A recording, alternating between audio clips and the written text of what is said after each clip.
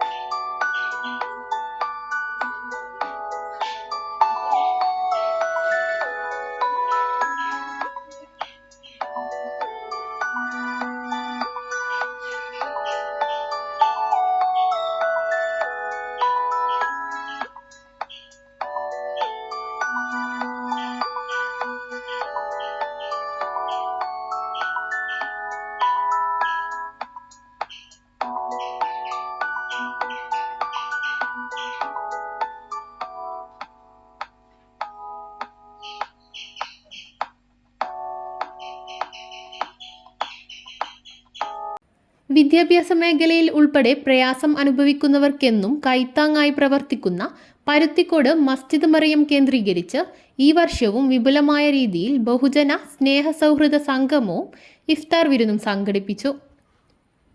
മസ്ജിദ് മറിയം നിലവിൽ വന്ന കാലം മുതൽ തുടങ്ങിയതാണ് ഇത്തരം സ്നേഹസൗഹൃദ ഇഫ്താറുകൾ.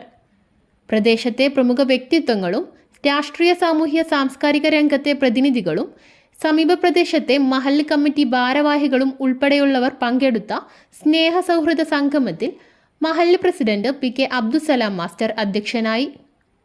പരുത്തിക്കോട് മസ്ജിദ് മറിയം കേന്ദ്രീകരിച്ച് എല്ലാ വർഷവും ഇഫ്താർ സംഗമങ്ങൾ നടക്കാറുണ്ട്.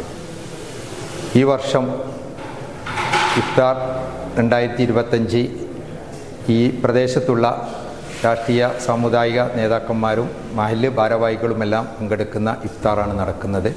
ഇത്തരം ഇഫ്താറുകളിലൂടെ സാമുദായിക ഐക്യവും സമുദായത്തിൻ്റെ ഒത്തുകൂടലുമെല്ലാമാണ് ഉദ്ദേശം വെക്കുന്നത്.